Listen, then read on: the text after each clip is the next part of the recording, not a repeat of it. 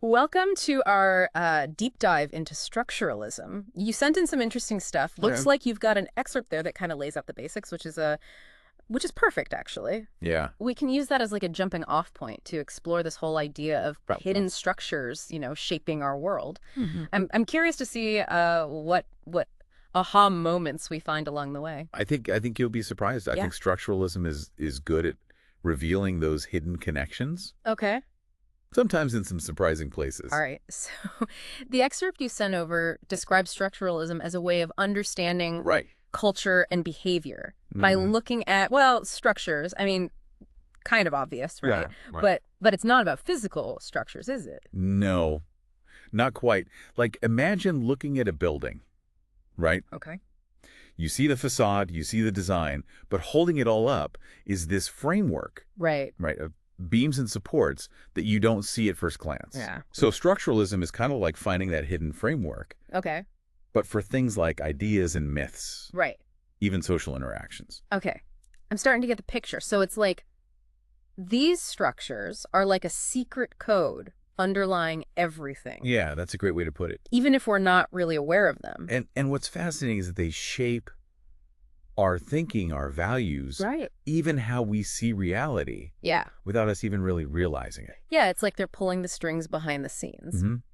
And speaking of strings, the excerpt really emphasizes language as a key to structuralism, Yeah. especially this guy, Ferdinand de Saussure. Yeah. What's the deal with him? So was this linguist.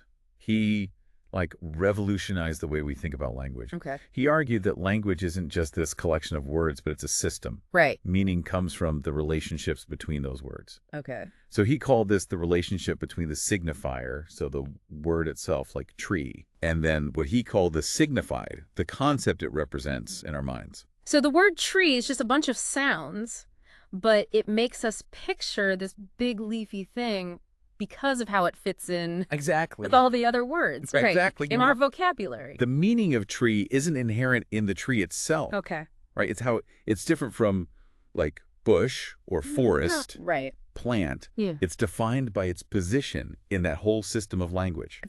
That's pretty mind-blowing when you think about it. Like Yeah. our whole understanding of the world is built on these relationships between words, and we don't even realize it most of the time. Right. But the excerpt also talked about how this idea of relationships goes beyond just language. Absolutely. Right. Structuralists, they see these patterns of relationships everywhere in myths, rituals, social hierarchies.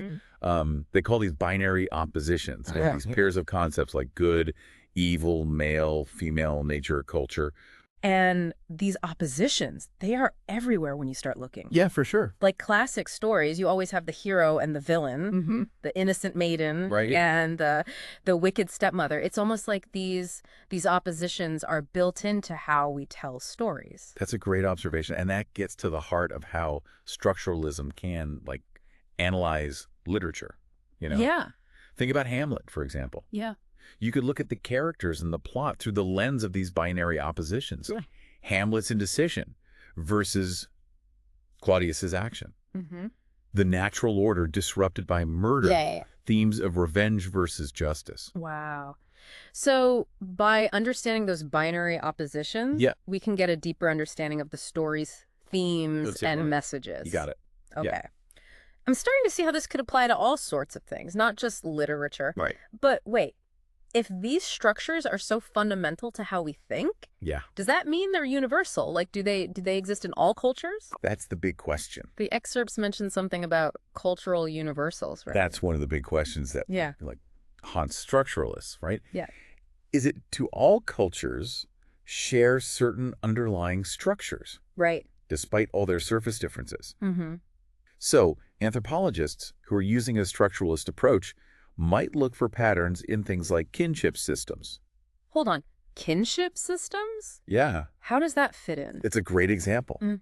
Different cultures have wildly different ways of organizing families, right? Right. And defining relationships. But a structuralist anthropologist might argue that underneath those differences, Yeah. there are these common structural elements, ways of like classifying relationships, defining roles, Okay. and understanding inheritance. So even though the specifics vary, Yeah, there might be like a common grammar to how families are structured exact. across cultures. Yeah. That's fascinating. Mm. But it also raises a big question for me. If these structures are so ingrained, Right. do we even have free will? I mean, the excerpt did mention that structuralism focuses on systems, right? Hmm. Rather than individual choices. Right. Does that mean we're all just robots programmed by these hidden structures? That's a question that gets at the heart of some critiques of structuralism, right? Okay. If these systems are so powerful, Yeah. does that mean we're all just pawns in this bigger game Right. with no real agency? It's a valid concern. Yeah. And it's something we can explore further as we go deeper. Okay, good.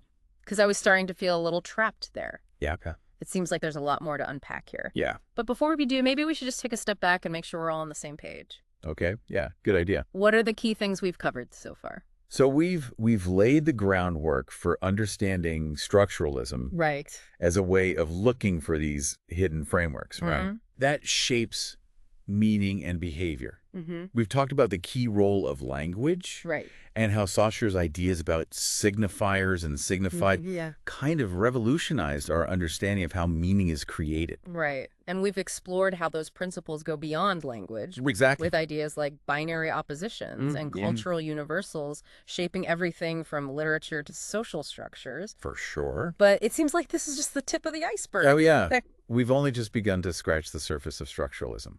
Okay. There are many more layers to uncover, and we'll get into those after a quick break. Okay. Stay tuned. All right, we're back and ready to dive a little deeper into structuralism. Yeah. Before the break, we were talking about this whole idea that these structures are kind of universal and how that might limit our free will. Yeah. I'm still wrestling with that a bit, to be honest. It's a valid concern. You know, a lot of people who criticize structuralism, that's one of the things they bring up. It can feel very deterministic. Right. Like we're all just puppets of these larger systems. Right. But I think it's important to remember that structuralism isn't saying we have no agency at all. Okay. It's just that our choices are shaped and influenced by these, these forces that we might not always be aware of. So it's more like we're playing a game where the rules are already set. Yeah. But we still get to make moves within those rules. Exactly. Okay. And understanding those rules can actually be empowering. Okay. It can help you see the patterns, the limitations, Right. and maybe even find ways to challenge or even change the game itself. Okay. That makes me feel a little less like a robot.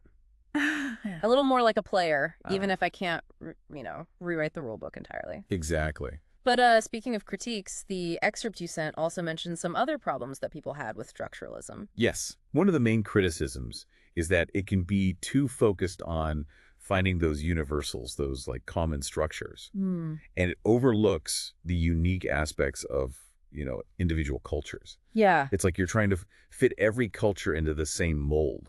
Right. Even though they have their own history and traditions and ways of being. So it's like saying all buildings are basically the same because they have walls and a roof. Yeah. Even though they can look and function totally differently. Exactly. Yeah, that's a great analogy.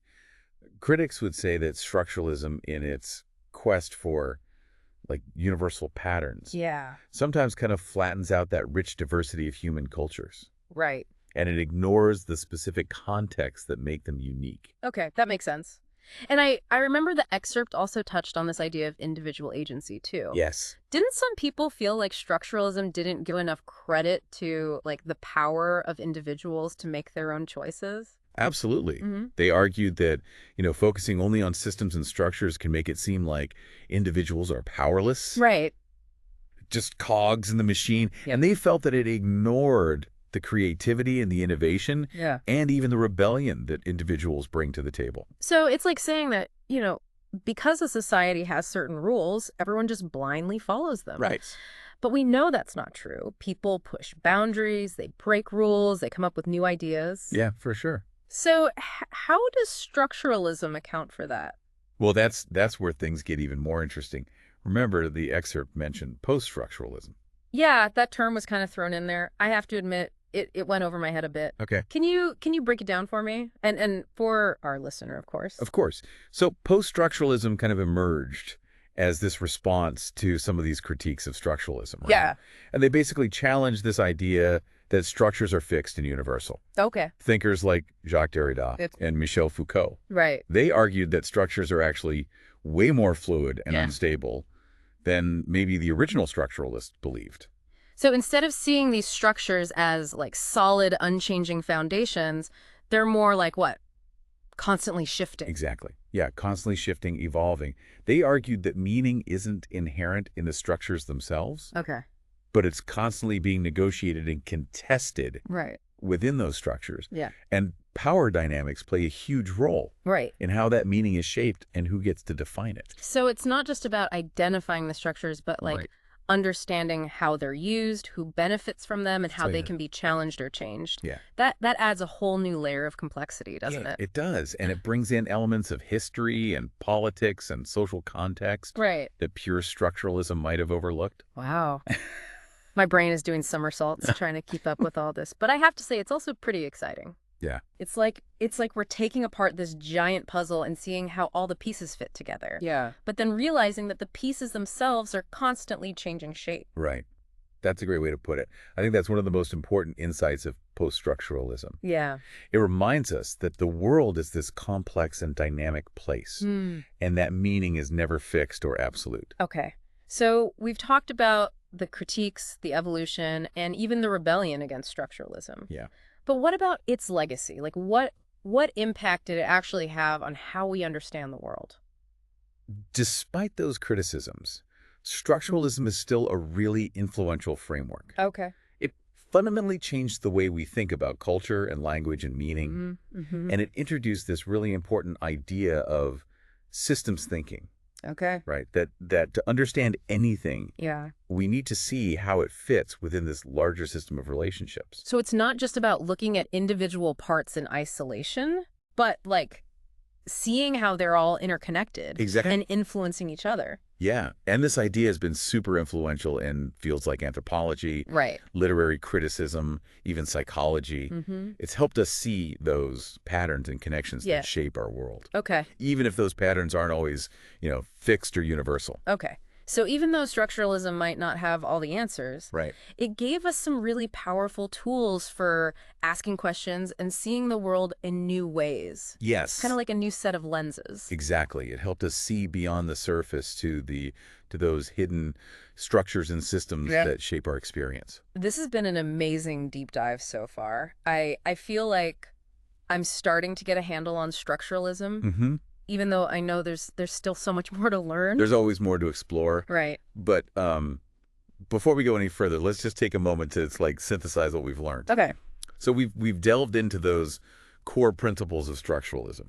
Right. We've examined that emphasis on systems and relationships Yeah. and those underlying structures that shape meaning. Right. And we explored how those ideas play out in language with Saussure's concept of signifier and signified, and how they extend to those broader cultural phenomena like binary oppositions and the search for cultural universals. Exactly. We also tackled some of the critiques leveled against structuralism, Yeah. recognizing its potential to overlook cultural diversity and individual agency. Right. And we saw how post-structuralism emerged as a response, challenging the idea of fixed structures and emphasizing the fluidity and contestability of meaning. Exactly. We've covered a lot of ground. We have. Now, I'm curious to hear what stands out to you so far. What are some of the key takeaways that resonate with you? Yeah. I mean, honestly, what really struck me is just how much is going on beneath the surface. Yeah.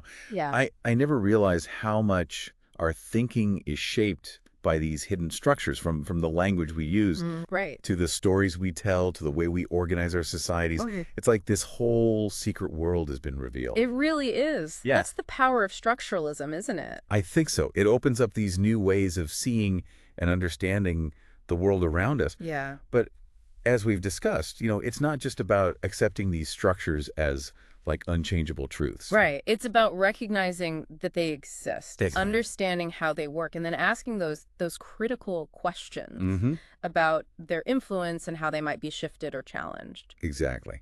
And that leads us to this important question. How can we apply this knowledge to our own lives and our experiences? Right. What does it mean to think structurally Yeah. about the world around us? We'll explore those questions after a quick break. Stay with us. We're back, and I'm still buzzing from that last conversation. Thinking about all these hidden structures has me like looking at everything differently, like I've suddenly been given X-ray vision or something. Yeah. It is a powerful shift in perspective, isn't it? Right. And you've hit on a key point. It's not just about recognizing these structures, like in the abstract, Right. but seeing how they play out in our everyday lives. Exactly. So how do we actually do that? How can we take these ideas of structuralism Right. and apply them to our own experiences, our relationships, Yeah. the things we see in the news? It feels kind of overwhelming, to be honest. It's about cultivating that critical awareness that we were talking about. Mm-hmm. Start paying attention to the patterns, the oppositions, Mm-hmm. the underlying assumptions Right. in the way people talk, Yeah. the way the media portrays events, Right. even the way you think about yourself and your place in the world. Okay, so if I'm reading an article, for example, Right. instead of just taking the information at face value, I should be asking myself, what are the binary oppositions at play here? What assumptions is the author making? What power structures are being reinforced or challenged? That's exactly the kind of critical thinking that structuralism can help us develop. Okay. You might start to notice how certain narratives are constructed, Right. how issues are framed in terms of like us versus them, Right. or how certain groups are represented. Mm-hmm. You know, it's like you're peeling back the layers Yeah. to see the underlying mechanics of how meaning is being created. So it's not just about spotting the structures, but Wow. also thinking about why they're being used and what impact they have. Exactly. That reminds me of something you said earlier, that understanding these structures can actually be empowering. How so? When you become aware of the structures that are shaping your thinking and the world around you, you're not just passively accepting them anymore. Right. You can start to question them, challenge them, Right. even subvert them. So it's like once you see the matrix, Yeah. you can choose to either stay plugged in or try to break free. Exactly. Yeah. And post-structuralism in particular really emphasizes that these structures aren't immutable. They can be shifted, challenged, yes. and even transformed through like critical engagement and collective action. That's really empowering. It makes me think about how we can use this knowledge to create like more equitable and just systems. But let's bring it back to our listeners' experience for a second. Right. What's the one thing you'd want them to take away from this deep dive? What's the most valuable lesson they can apply to their own life? I think the most important thing is to approach the world with a curious and critical mind. Don't be afraid to ask questions, to challenge assumptions, to dig beneath the surface of things. Oh, yeah. Remember, meaning is never fixed or absolute.